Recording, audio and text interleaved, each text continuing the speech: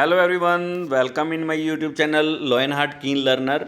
आज हम सीखेंगे NCERT science chapter number 11 class 8 force and pressure. Force force को हम हिंदी में बोलते हैं बल, प्रेशर दबाव। बल और दबाव आप लोगों ने अपनी ज़िंदगी में बहुत से प्लेसेस पे महसूस किया होगा। मीन्स जब भी हम किसी भी ऑब्जेक्ट को पुश और पुल करते हैं तो वहाँ पर हम बल का प्रयोग करते हैं, उसे ही हम बल कहते हैं। प्रेशर मीन्स एक पर्टिकुलर एरिया पे लगने वाला फोर्स प्रेशर कहलाता है। जैसे हम रीड करते हैं अब, in class 7th you have learn that how object move, किस प्रकार से ऑब्जेक्ट मूव करते हैं। Do you recall how we can decide whether an object is moving faster than the other. What does the distance moved by an object in unit time indicate. You also know that a moving object like a ball rolling on the ground slows down. Sometimes it may change its direction of motion.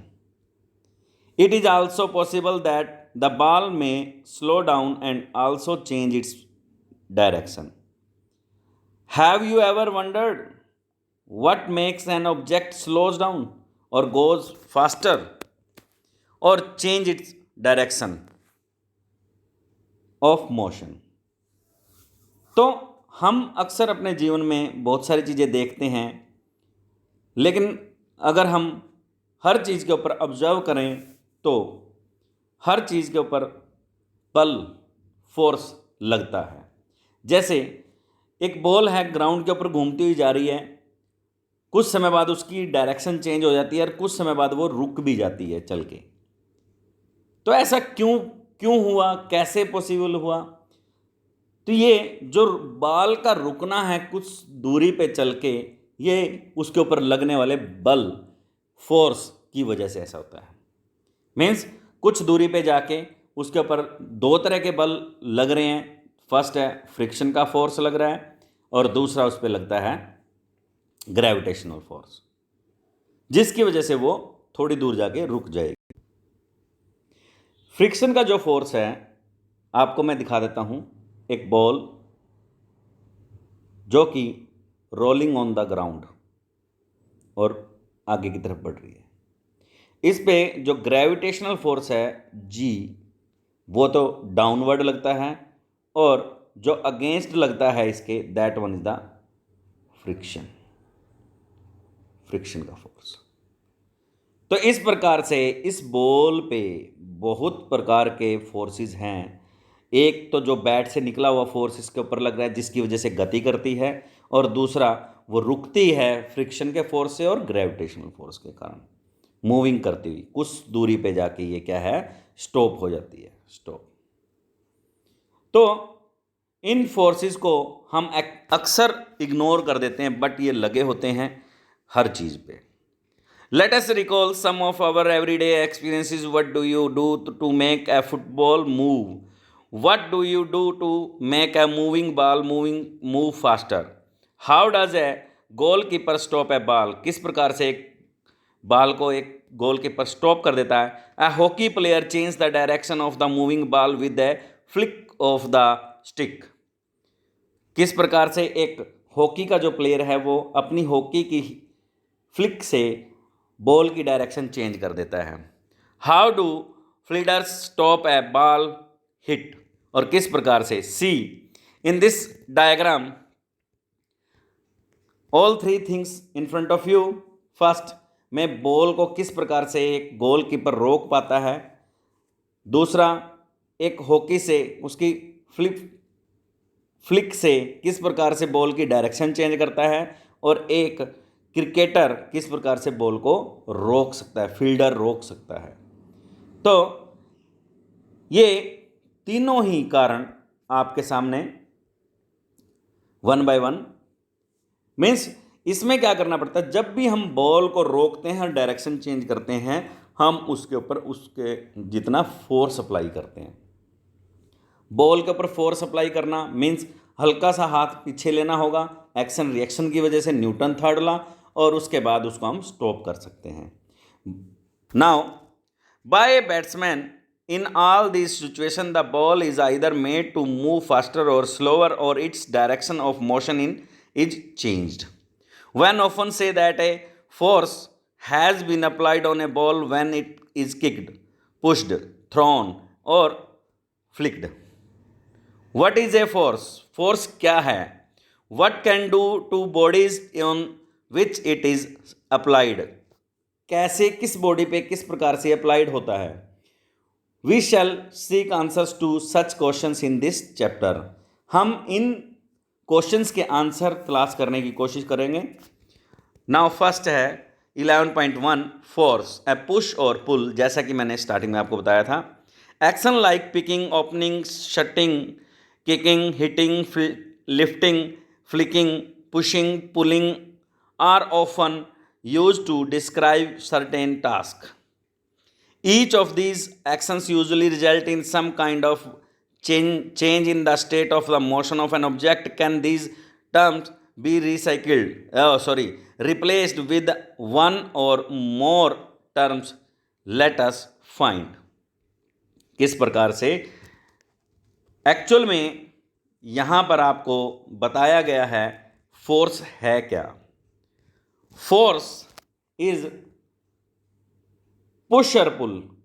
एक object हमारे पास अगर ये move करता है किसी भी सतह के ऊपर, तो सिंपल सी बात है, इसके ऊपर हमें कुछ ना कुछ या तो पुश करना होगा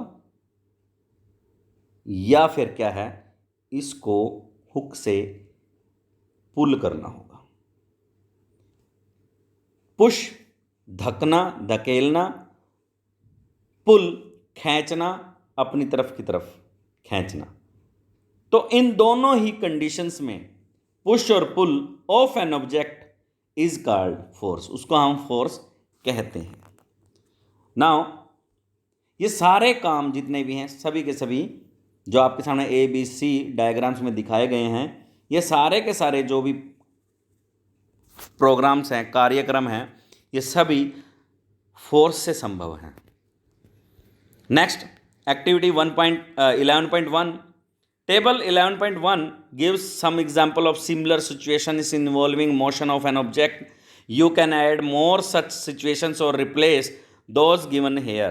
Try to identify an action involved in each case as a push or a pull and record your observations. Means हम इन सभी कार्यों में डिस्क्रिप्शन ऑफ द सिचुएशंस जो दे रखी हैं आपको, जैसे moving a book placed on A table, तो इसमें क्या होता है, या तो हम पुशिंग से इसको कर सकते हैं मूव, या पुलिंग से कर सकते हैं, या लिफ्टिंग उठाने से कर सकते हैं। इसमें हम बताएंगे एक्शन कौन सा हुआ, ग्रुप्ड में एक्शन कौन सा हुआ, पुश भी हो सकता है, पुल भी हो सकता है। तो अलग अलग सिचुएशन है अलग अलग पॉइंट्स की। तो 7 के 7 पॉइंट आप खुद अपने आप इसको फिलअप करें। Next, do you notice that each of the action can be grouped as a pull or push or both? Can we infer from this that to move an object, it has to be pushed or pulled. In science, a push or a pull of an object is called force. Force की जो definition है वो यही बनती है, ए push और पुल एक object के ऊपर धक्का और खिंचाव फोर्स कहलाता है। Thus we can say that the motion imparted to objects was due to the action of a force. When does a force come into play? Let us find out. तो इसके बारे में हम सीखेंगे। Next, now 11.2 forces are due to an interaction. Interaction means एक दूसरे से के द्वारा लगाए गए forces. Suppose a man is standing behind a stationary car while the car moves due to his presence. Suppose the man now begins to push the car, that is, the applies a force on it, the car may begins to move in the direction of applied force. Not that the man has to push the car to make it move. आप देख सकते हैं कि एक आदमी इस car को push करता है, तब ये स्टेशनरी जो ऑब्जेक्ट स्टेम है, खड़ा हुआ है, रेस्ट में है कार, जो ये मूव करती है. बट क्या आप इस चीज़ को समझ पा रहे हो कि कार भी जितना फोर्स हमने इस पे लगाया है कार के ऊपर, उतना, लगभग उतना या उससे ज़्यादा भी फोर्स कार हमारे ऊपर लगा सकती है. जब हमारा फोर्स ज़्यादा होता है तो कार मूव करती है, बट जब हमारा फोर्स कम होता है तो कार हमारे ऊपर उल्टा फोर्स लगा रही होती है, जिससे कार रिमेन इन रेस्ट में रहती है यहाँ पर कार. लेकिन जब भी हमारा फोर्स डबल हो जाएगा, ट्रिपल हो जाएगा, तो कार क्या करेगी? मूव करेगी. क्या करेगी? मूव, चलेगी, एक जगह से दूसरी जगह स्टार्ट हो जाएगी. तो इससे आप समझते होंगे कि इंटरेक्शन के कारण एक दूसरे का फोर्स एक दूसरे के ऊपर अप्लाई होता है. जिसका फोर्स ज़्यादा होगा वो दूसरी चीज़ को पुश करके ले जा सकता है. Next, let's see who is pushing whom. किसको कौन पुश कर रहा है? ये दोनों ही गर्ल्स एक दूसरे को पुश करती हैं, बट इसमें ये समझ नहीं आता कौन किसको पुश करता है. जब भी जिसका भी फोर्स ज़्यादा हो जाएगा, जस्ट हमें पता लग जाएगा कि इसने इसको पुश किया है, बट फोर्स तो पैरेलली चलता ही जा रहा है. Same shows three situations that may be familiar to you. Can you decide who is pulling and who is pushing in these cases? In figure 11.3 both the girls appears to push each other. दोनों को एक दूसरे के push का लगता है. और यहाँ पर क्या है 11.3b में, यहाँ पर पता लगता है कि दोनों ही गर्ल्स एक दूसरे को पुल कर रही हैं, but we can't decide who is pulling to whom. किसको कौन खींच रहा है. Next, same here.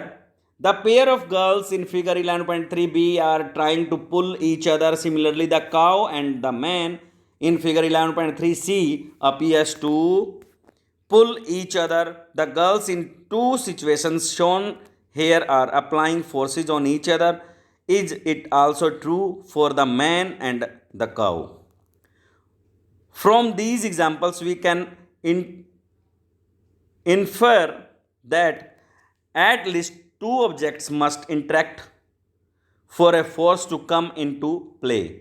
Thus, an interaction of an object with one another object results in an force between the two objects. Force हमेशा दो चीज़ों में लगाया जाता है और दोनों ही चीज़ एक दूसरे के ऊपर फोर्स लगाती भी हैं. जिसका ज़्यादा होगा उसी का फोर्स वहाँ पर काम कर जाएगा, वर्कआउट कर जाएगा. Now 11.3 exploring forces. Let us try to learn more about forces.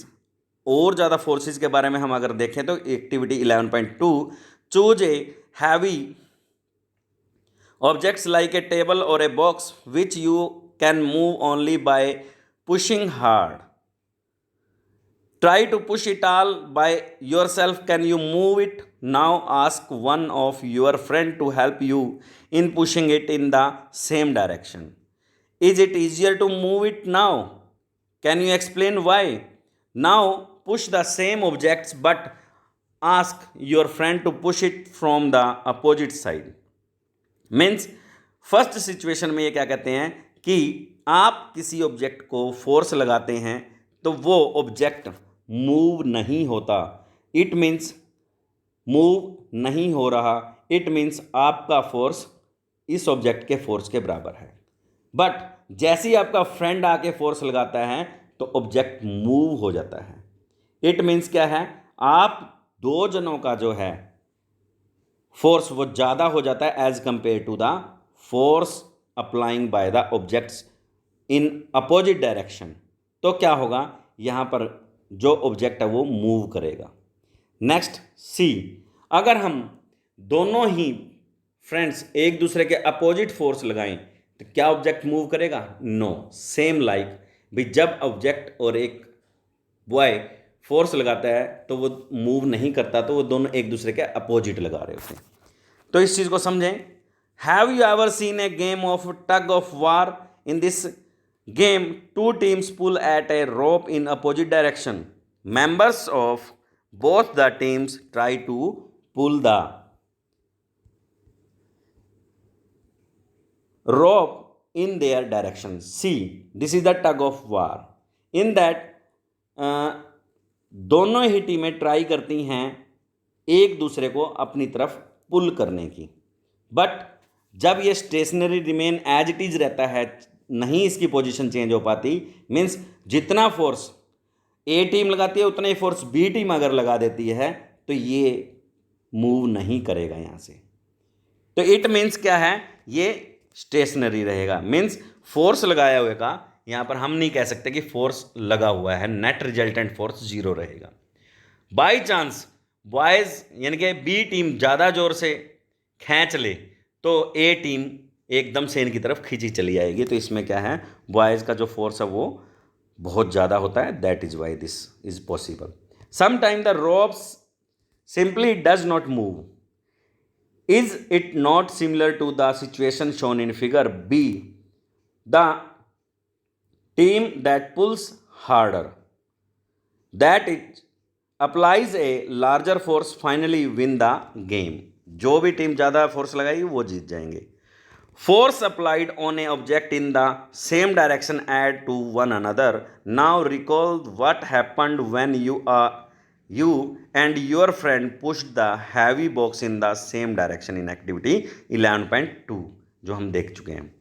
If the two forces act in the opposite direction on an object, the net force acting on the difference between the two forces means उनके बीच में जो difference रहेगा, net force उस direction में काम करेगा। Force is a vector quantity means जिसके साथ डायरेक्शन होती है। Now what did you observe in activity 11.2? When both of you were pushing the heavy box from opposite direction, recall that in the tug of war, when two teams pull equally hard, the rope does not move in any direction. So we'll learn that a force could be larger or smaller than the other or equal to each other. The strength of a force is usually expressed bye its magnitude, means हम force को यहाँ पर फिर उसके बाद जब दोनों directions में फोर्स लगा हुआ है ऑलरेडी, तो फिर उसके मैग्नीट्यूड के ऊपर डिपेंड होते हैं कि कौन सी डायरेक्शन में कितना फोर्स लगा। जिस डायरेक्शन में ज़्यादा फोर्स होगा वो उससे दूसरी डायरेक्शन में अचानक अपने आप ही चल पड़ेगा object. Now next 11.4, A force can change the state of motion. Yes, कोई भी फोर्स किसी भी स्टेट ऑफ मोशन को चेंज कर सकता है, इतनी एबिलिटी होती है उसमें। Let us now find out what happens when a force acting on an object. जब भी एक किसी ऑब्जेक्ट के ऊपर कोई फोर्स लगता है तो क्या होगा। Take a rubber ball and place it on a level surface such as a table top और a concrete floor. Now gently push the ball along the level surface. Figure 11.6. Does the ball begins to move? Push the ball again while it is still moving. Is there any change in its speed? Does it increase or decrease? Next, place your palm in front of the moving ball. Remove your palm as soon as the moving ball touches it. Does your palm apply a force on the ball? आप देख सकते हैं यहाँ पर जब भी ये ball हमारी हथेली से टकराती है तो इसकी डायरेक्शन चेंज हो जाती है। मीन्स हमारा जो फोर्स है हथेली से लगने वाला बॉल के ऊपर वो एज कंपेयर टू बॉल के फोर्स से ज़्यादा है, तो इसलिए अपने आप बाउंसिंग बैक हो जाती है बॉल वहाँ से उस सतह से टकरा के, हमारी पाम से टकरा के। इसी प्रकार से You might recall similar situations, for example, while taking a penalty kick in football. The player applies a force on the ball before being hit. The ball was at rest and so its speed was 0. जब football को हम push कर मतलब kick करते हैं उससे पहले की सिचुएशन है, उसकी स्पीड 0 होती है और वो रेस्ट में होती है। The applied force makes the ball move towards the goal, suppose the goal keeper dives और jump up to save the goal. तो जैसे ही उसको किक से मीन्स फोर्स लगाया जाता है तो बॉल मूव करती है टुवर्ड्स द गोल, और सपोज करो कि गोल कीपर ने जंप लगाया, डाइव किया और गोल को बचा लिया। तो ये सब किस प्रकार से संभव हुआ कि बॉल जैसे ही आई तो गोल कीपर ने सिर्फ अपना हाथ आगे अड़ाया, जिससे क्या हुआ, वो हाथ से टच होके बॉल दूसरी साइड में चली गई, मीन्स डायरेक्शन चेंज हो गई। और सम टाइम गोल कीपर उसको रोकने में भी कामयाब हो जाता है, तो उसकी डायरेक्शन चेंज होने के बजाय स्पीड डिक्रीज होके 0 हो जाती है। These observations suggest that a force applied on a object may change its speed. Means speed 0 हो जाती है तो अप्लाइड फोर्स के कारण ही ऐसा हुआ। तो ये सभी के सभी जितनी सिचुएशंस हैं ये सारी अप्लाइड फोर्स के कारण ही संभव हो पाती हैं, जैसे डायरेक्शन का चेंज होना, स्पीड का इंक्रीज और डिक्रीज और 0 होना, रेस्ट में कोई चीज़ है वो मोशन में आ जाती है। तो ये सारे के सारे the results in a decrease in the speed of an object. Now next, Paheli is curious to know whether application of a force can only change the speed of an object. Let us find out. Activity 11.4 11.4 activities के अंदर हम देख सकते हैं क्या बताया गया है इसके अंदर। Take a ball, place it on a level surface as you did in activity 11.3. Make the ball move by giving it a push. जिस प्रकार से बॉल को पुश किया जाता है तो उसकी स्पीड इंक्रीज होती है, और जैसे स्ट्राइक होती है किसी भी चीज़ से, रूलर से है तो रूलर भी उसकी डायरेक्शन को चेंज कर सकता है। और उसकी डायरेक्शन में चेंज कैसा आता है, The direction of motion of the ball after it strikes the ruler placed in its path. तो रूलर क्या करता है, उसको मूव कर देता है दूसरी डायरेक्शन में। Repeat the activity and try to obstruct the moving ball by placing the ruler in such a way that it makes different angles to its path. In each cases, note your observations about the direction of motion of the ball after strikes the ruler.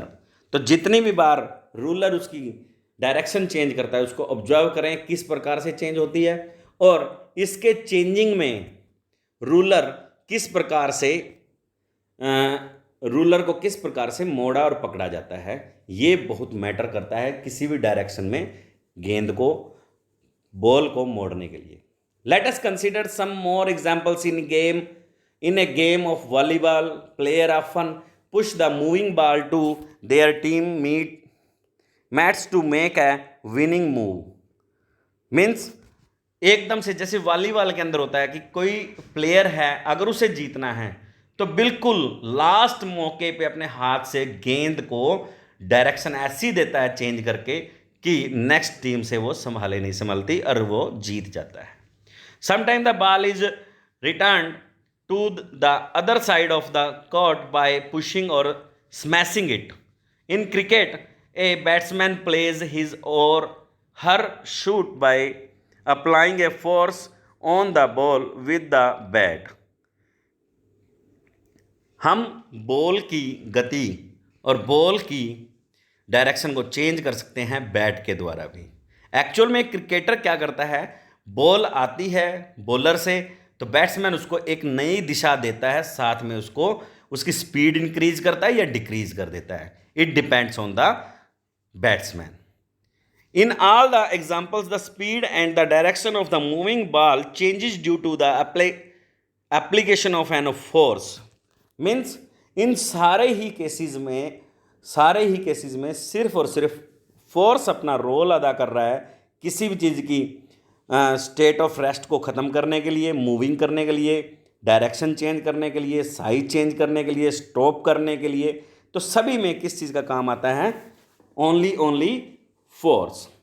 A change in either the speed of an object or its direction of motion or both is described as a change in its state of motion. Thus, a force may bring a change in its state of motion of an object. Object की जो motion की जो state है उसमें change ला देता है force. Now, state of motion. The state of motion of an object is described by its speed and the direction of motion. The state of rest is considered to be the state of zero speed. An object may be at rest or in motion. Both are its state of motion. ये दोनों चीज़ें उसके ऊपर depend करती हैं। तो next हम पढ़ेंगे अब इसमें, Does it mean that the application of a force would always result in a change in the state of motion of the object? Let us find out. हम इसको अब देखेंगे। It is common experience that many a time application of force does not result in a change in the state of motion. काफ़ी समय change of state of motion को बदलना मुश्किल हो जाता है। For example, a heavy box may not move at all even if you apply the maximum force. आप maximum force लगा के भी स्टेट ऑफ रेस्ट को नहीं बदल पाते किसी बहुत ज़्यादा हैवी बॉक्स की। तो ये क्या होता है कि आप जितना फोर्स लगा रहे हैं, आपसे ज़्यादा फोर्स कौन लगा रहा है? आपके ऊपर ऑब्जेक्ट लगा रहा है। जैसे हैवी बॉक्स है या वॉल को अगर हम आगे की तरफ धकेलेंगे, पुश करेंगे, तो वो नहीं जाएगी कहीं भी, क्योंकि वो हमसे ज़्यादा फोर्स हमारी बॉडी पे लगा देती है अगेंस्ट द पुशिंग।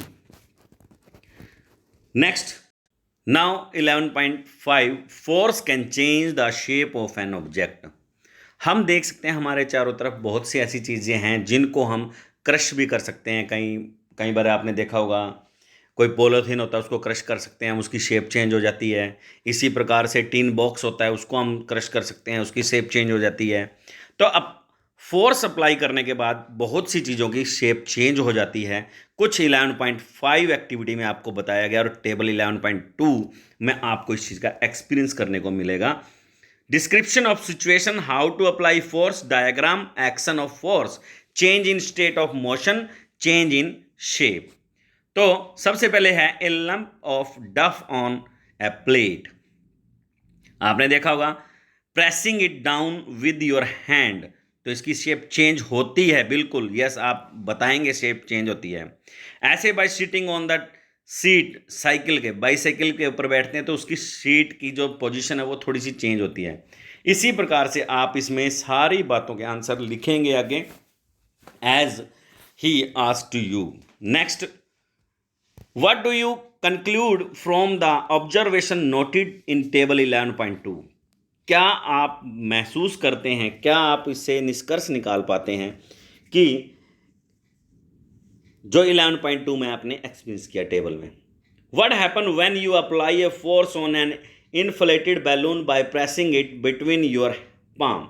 जब आप इसको प्रेस करते हैं, यानी कि इन्फ्लेटेड बैलून, फुला हुआ बैलून है, उसको जब आप हाथ से प्रेस करते हैं तो क्या महसूस करते हैं? बिल्कुल 100% उसकी जो स्टेट है या शेप है वो चेंज हो जाती है। What happens when you press a rubber ball placed on a table? Table पे रखी रबड़ बॉल को आप प्रेस करते हैं, क्या आप महसूस करते हैं?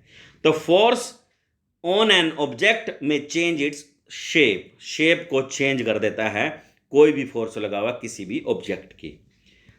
Having performed all the above activity, you would have realized that a force may make an object move from rest, may change the speed of an object, if it is moving, may change the direction of motion of an object, may bring about a change in the shape of an object, may cause some or all these effects. क्या ये सभी जितने भी effects force के बताए गए हैं, क्या ये घटित होते हैं? हाँ, होते हैं, बिल्कुल होते हैं। जब फोर्स ज़्यादा होगा as compare to objects force, तब ये होगा। While a force may cause one or more of these effects, it is important to remember that none of these actions can take place without the action of a force. Thus, an object cannot move by itself, it cannot change speed by itself, it cannot change direction by itself, and its shape cannot change by itself. खुद से कुछ नहीं हो सकता object के, हमेशा applied for force external किया जाता है। नाउ टाइप्स ऑफ फोर्सेस के अंदर हम पढ़ेंगे 11.6 contact forces. Types of forces में दो प्रकार के टाइप होते हैं फोर्सेस के, फर्स्ट कॉन्टैक्ट और second one is non contact. Contact forces में आते हैं जो डायरेक्टली किसी दूसरी चीज के इंटरेक्शन के अंदर आते हैं, जैसे टच करके जितना भी फोर्स होता है, जैसा भी फोर्स होता है लगाया जा सकता है, that one is the contact forces. इसमें सबसे पहले आता है मस्कुलर फोर्स। मस्कुलर मीन्स हमारी मांसपेशियों के द्वारा जो लगाया जाता है फोर्स। कैन यू पुश और lift a book lying on A table without touching it? क्या बिना छुए आप किसी भी बुक को हिला सकते हैं, लिफ्ट कर सकते हैं बिना उसको टच किए? No, it is not possible. This is possible by the muscular force only. Means अपनी मसल्स के द्वारा जो फोर्स उसके ऊपर अप्लाई किया जाता है उसके द्वारा ये सिर्फ हेल्प हो सकता है। When we push an object like a school bag or lift bucket of water, where does the force come from? कहाँ से ये फोर्स आता है? This force is caused by the action of muscles.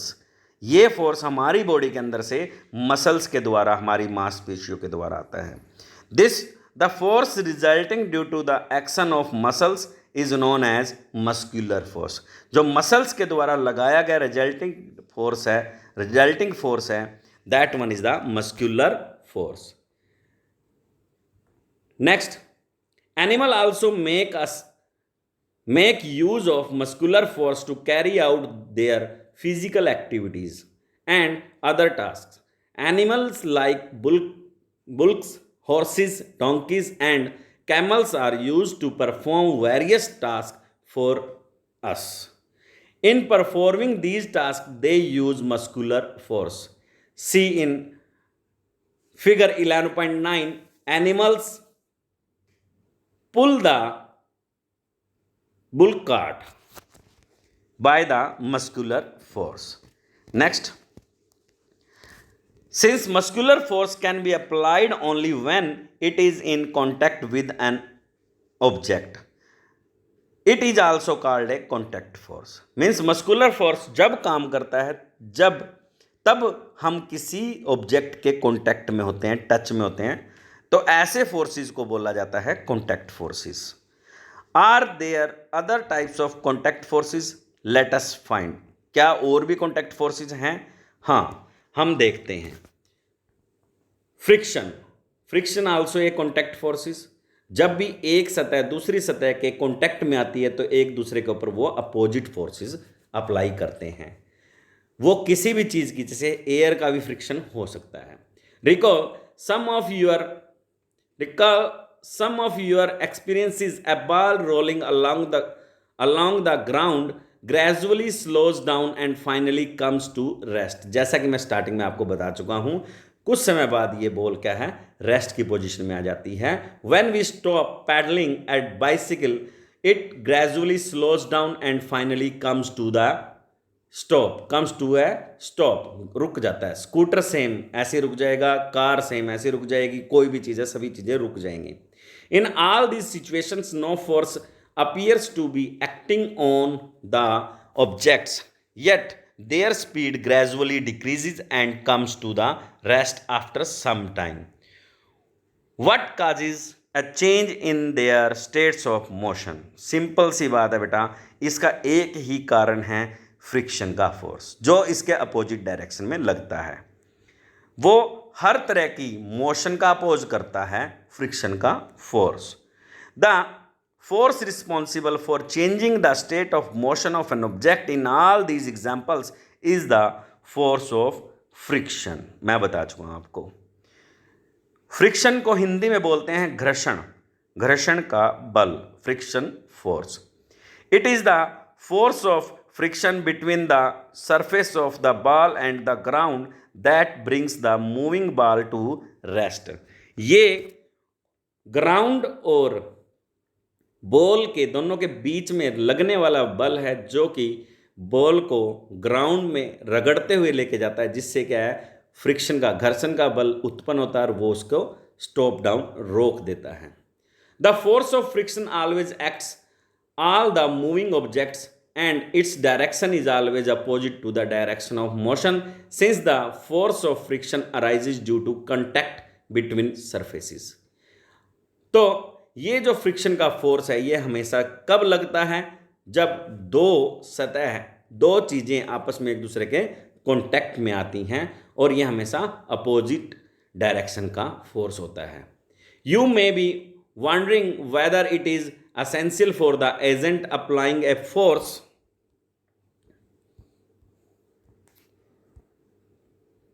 on an object to be always in contact with it।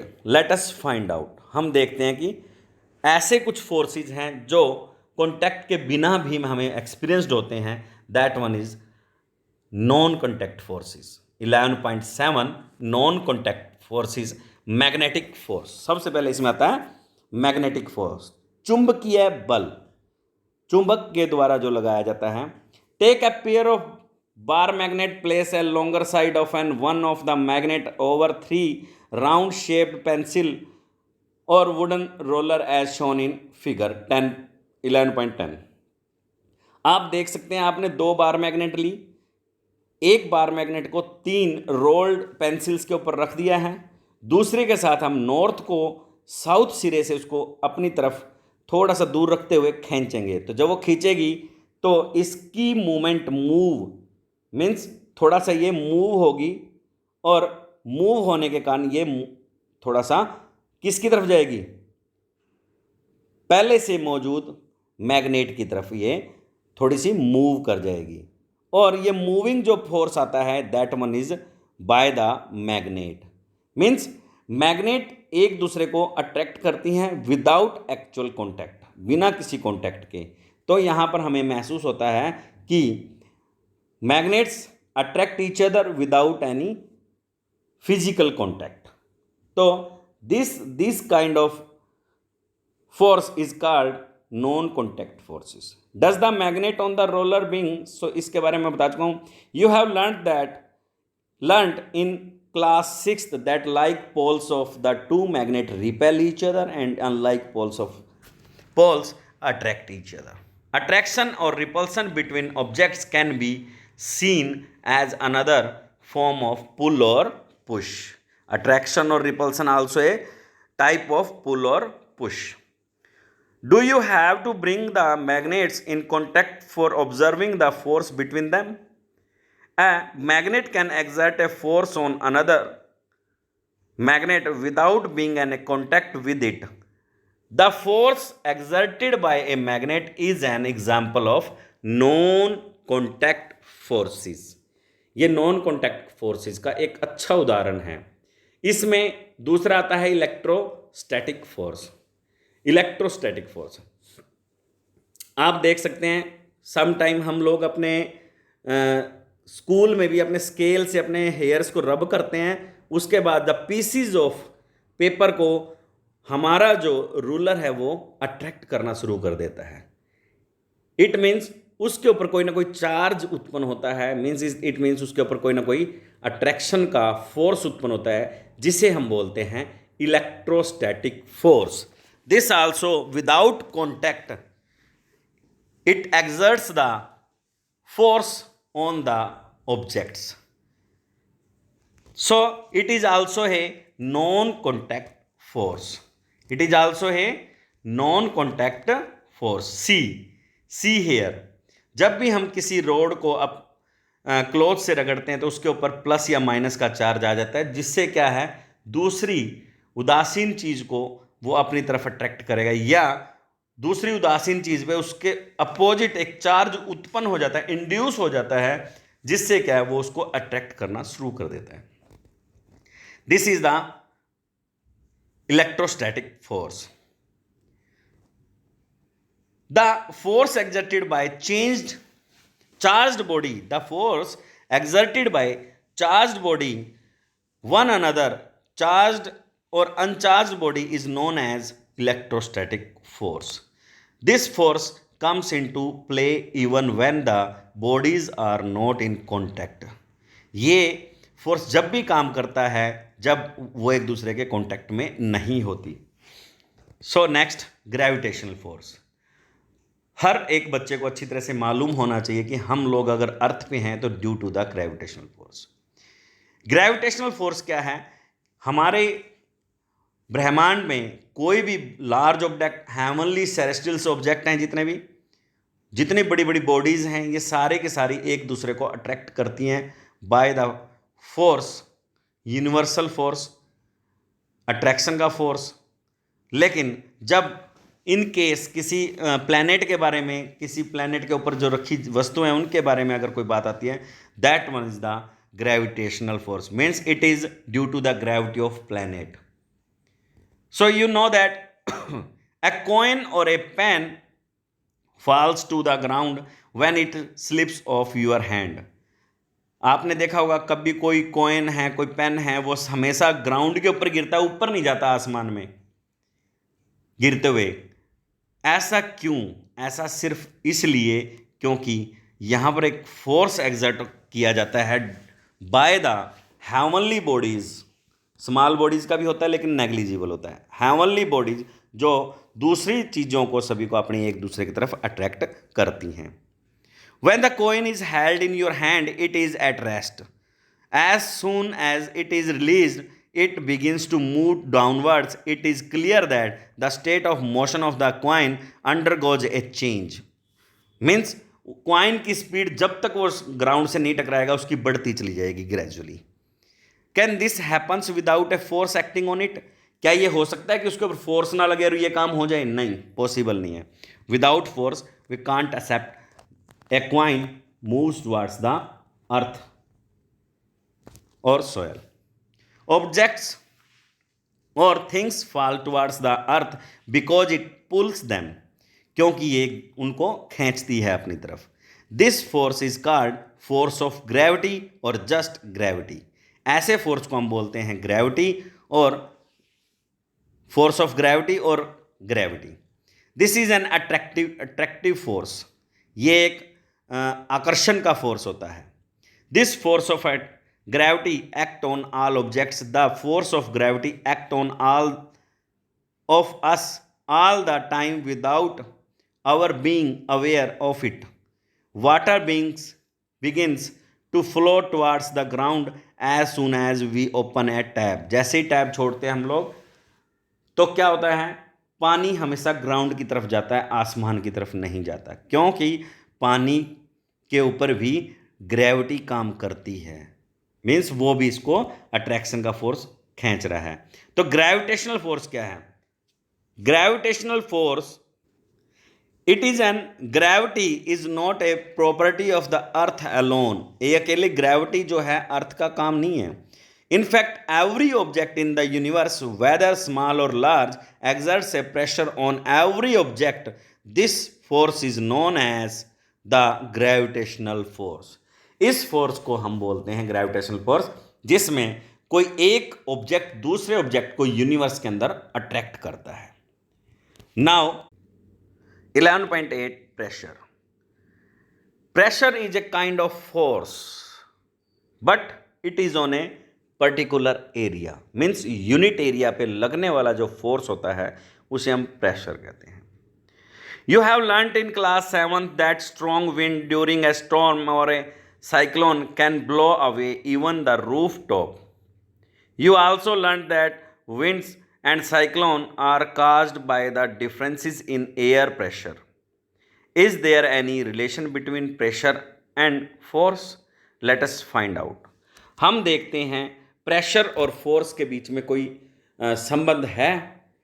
क्यों? क्योंकि जब भी बहुत तेज़ फोर्स किसी भी चीज़ का, एयर का कहीं भी लगता है, विंड का कहीं भी लगता है, तो वो हवा में उड़ा के ले जाती है. जैसे साइक्लोन है, घर के घर उड़ा ले जाता है, चीज़ें उड़ा के ले चले जाते हैं। तो ये सब किस वजह से, प्रेशर है या फोर्स है ये, तो इसके बारे में हम जानेंगे। Try to push a nail into a wooden plank by its head, did you succeed? Try now to push the nail by the pointed end. Could you do it this time? हाँ, एक nail लें हम, और उसको इसकी जो cap है इसकी तरफ से अगर हम इंसर्ट करने की सोचें दीवार में, वॉल में, क्या हो जाएगी? Not possible. बट अगर हम इसके पॉइंटेड एंड की तरफ से इसको करें तो ये इंसर्ट हो जाती है। क्यों?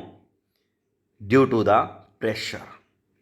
जितना एरिया बढ़ता चला जाएगा प्रेशर कम होता चला जाएगा, जितना एरिया कम होता चला जाएगा उतना ही प्रेशर बढ़ता चला जाएगा, और प्रेशर जब भी बढ़ता है तब काम करता है। So do you get the feeling that the area over which the force is applied, for example the pointing end of the nail plays a role in making these tasks easier.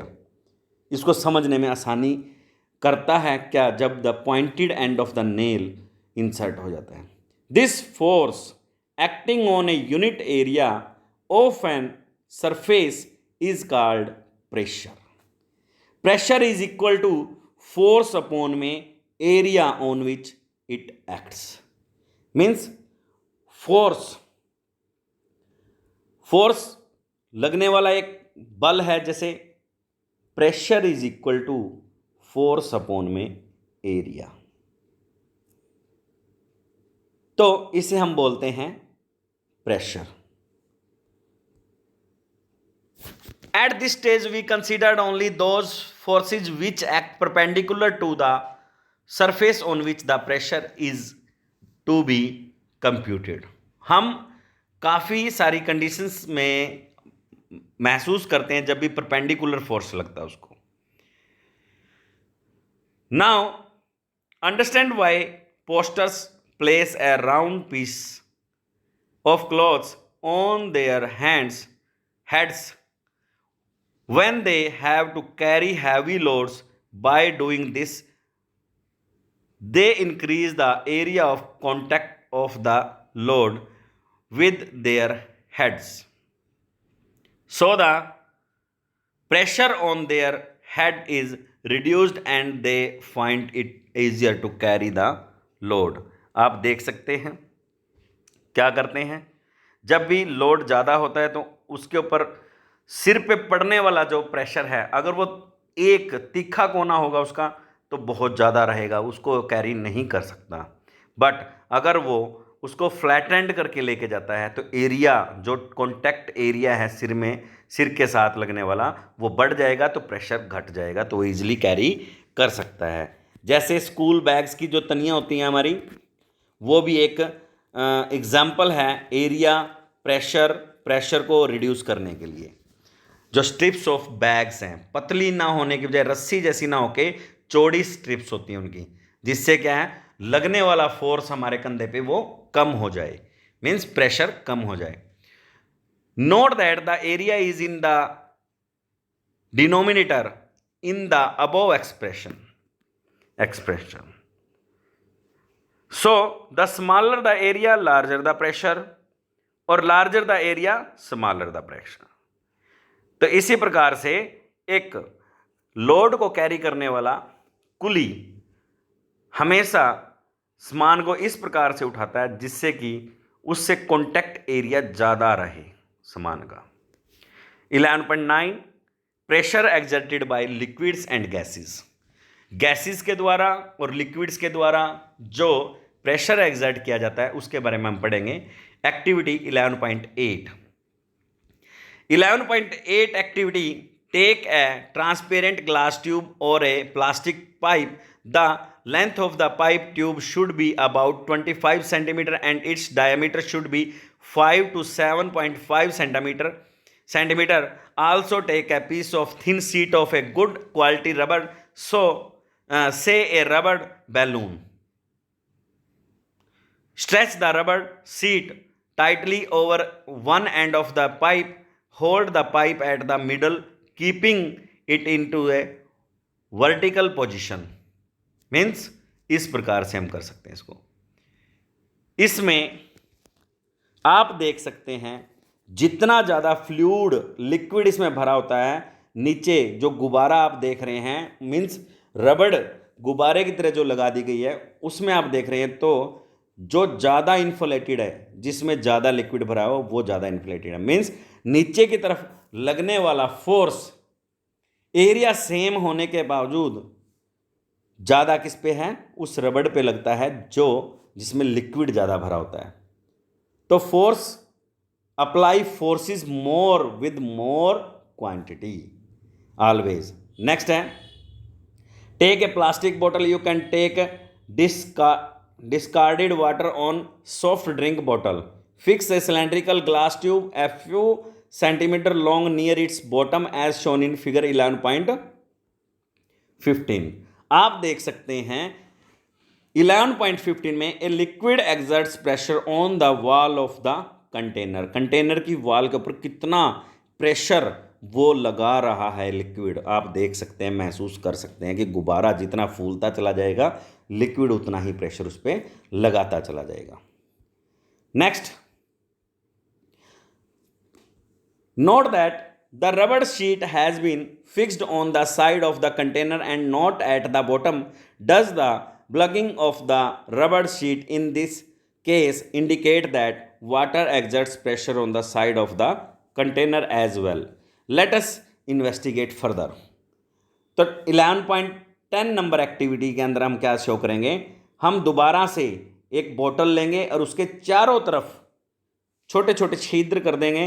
पानी जैसे ही हम उनको हटाते हैं अपनी उंगलियों को, उनसे पानी निकलना शुरू हो जाएगा। जब तक पानी का लेवल हाई रहता है उनसे पानी दूर तक पिचकारी के रूप में निकलता है। जब जैसे जैसे पानी कम होता चला जाएगा, वो जो पानी गिर रहा है बाहर उनसे होल से निकल के, वो धीरे धीरे धीरे धीरे स्लो होकर बिल्कुल नज़दीक और फिर बंद हो जाएगा। सो ये सारा का सारा क्या है, liquids exerts equal pressure at the same depth.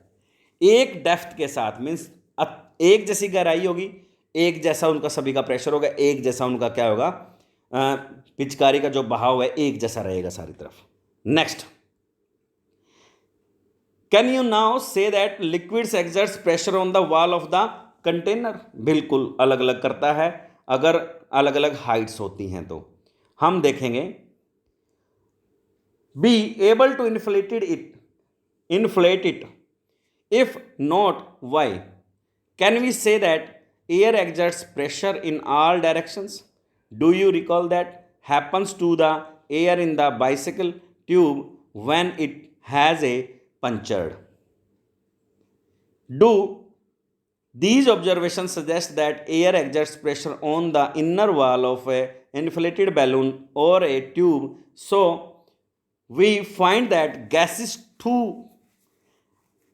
exert pressure on the wall of their containers। जैसे एक लिक्विड हाइट के according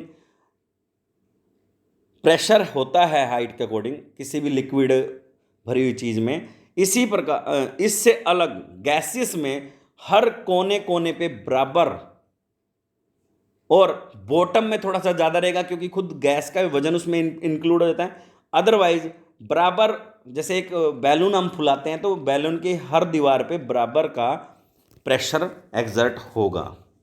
now 11.10 last topic I think, atmospheric pressure। You know that there is air all around us. This envelope of air is known as the atmosphere. The atmospheric area extends up to many kilometers above the surface of the earth। X tends बहुत ऊपर तक extend है, लगभग 300 kilometre दूर तक है हमारी earth surface से। This pressure exerted by this air, the pressure exerted by this air is known as atmospheric pressure। We know that pressure is force per unit area। If we imagine an unit area and a very long cylinder standing on it filled with air, then the force of gravity on the air in this cylinder is the atmospheric pressure. उसके बिल्कुल बराबर लगेगी। सी आप देख सकते हैं, unit area है, इसमें जो हवा ऑलरेडी है प्रेजेंट उसके ऊपर बराबर एटमॉस्फेरिक प्रेशर होता है जो बाहर हमारे ऊपर है। तो atmospheric pressure is the force of gravity on air in column of unit area. देख सकते हैं हम लोग। सी बट हाउ लार्ज और small is the atmospheric pressure, let us get an idea about its magnitude. Take a good quality rubber sucker. It looks like a small rubber cup. Press it hard on the smooth plain surface. Does it stick to the surface? Now try to pull it off the surface. Can you do it? हम एक रबड़ शक्कर लेंगे, उसको एक सतह से चिपका देंगे, फिर इसको हम वापस अलग करने की कोशिश करेंगे तो नहीं हो पाएगी। क्यों? क्योंकि रबड़ शक्कर की जो आउटर लेयर है उसके ऊपर एटमॉस्फेरिक प्रेशर लग रहा है। अंदर एटमॉस्फेरिक प्रेशर कम होने की वजह से और बाहर ज़्यादा होने की वजह से हम इसको उतार नहीं पाएंगे दीवार से। Next, when you press the sucker, most of the air between its cup and the surface escapes out. The sucker sticks to this surface because the pressure of atmospheric acts on it. The pull of suckers of the surface. The applied force should be large enough to overcome the might give you an idea about the magnitude of atmospheric pressure. In fact, it would not be possible for any human being to pull the sucker off. किसी के लिए भी ये संभव नहीं है कि उसको वहाँ से उतारा जा सके। But the force due to air in a column of the height of the atmosphere and area 15 multiply 15 centimeter is nearly equal to the force of gravity on an object of mass 225 means 225 kilogram means 22,050 Newton के बराबर इसके ऊपर force लगता है, जो हमारे बस की बात नहीं है कि हम इसको हिला सकें। The reason we are not crushed under this force of gravity is that the pressure inside our body is also equal to the atmospheric pressure and balance the pressure from outside. अगर हमारे body के अंदर का pressure कम हो जाए तो हमारी बॉडी के अंदर जितनी भी चीज़ें हैं वो सारी सिकुड़ जाएंगी। अगर हमारी बॉडी के अंदर प्रेशर ज़्यादा हो जाए तो हमारी बॉडी के अंदर जितनी भी चीज़ें हैं जैसे लिक्विड जो भी है वो बाहर की तरफ ब्लो आउट हो जाएगा और नाड़ियाँ हमारी फट जाएंगी, हमारी मौत हो जाएगी। सेम जैसा कि इस चित्र में दिखाया गया है, जितना एटमॉस्फेरिक प्रेशर हमारे ऊपर रहता है, 1 एटमॉस्फेरिक प्रेशर हमारे ऊपर 1 रहता है, तो हमारे अंदर की जो बॉडी के अंदर जो प्रेशर है वो भी same pressure of atmosphere on your head उतना ही अंदर हमारे रहता है। तो एक आपने फिगर देखा होगा फेविकोल का जोड़ वाली जो फोटो देखी होगी, तो ये एक्चुअल में क्या है, हमारे पास 2 बड़ी बड़ी बॉल हैं, उनको हमने क्या किया 7:7 हॉर्स पावर से अलग अलग तरफ से खिंचवाया। जब हम उनको अच्छी तरह से मिला के और उनके बीच की सारी हवा निकाल देते हैं, जैसे ही वो आपस में चिपक जाएंगी और हवा उनके बीच की निकल जाएगी तो उसके ऊपर लगने वाला जो atmospheric pressure, atmospheric force pressure है, उसकी वजह से वो 7:7 हॉर्सेस से भी अलग नहीं हो सकती। मीन्स उससे भी ज़्यादा स्ट्रॉन्ग एटमॉस्फेरिक प्रेशर हमारे ऊपर लगा होता है हर वक्त। Now this chapter is over. Please like, share and subscribe my YouTube channel Lionheart Keen Learner. Please press bell icon for more updates. Okay.